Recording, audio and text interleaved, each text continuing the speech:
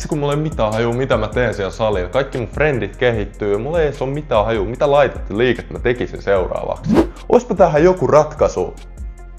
Viimeiset muutaman vuotta me ollaan mietitty tätä ihan samaa asiaa ja ilmiöä salilla. Kyllä löytyy paljon hyvää informaatiota netistä, mutta löytyy myös todella paljon huonoa ja sekavaa. Oispa joku yksi paikka, jos sun ei tarvis miettiä enää. Sä vaan menet sen salille, sä teet sun treeniä ja keskityt vaan siihen asiaan.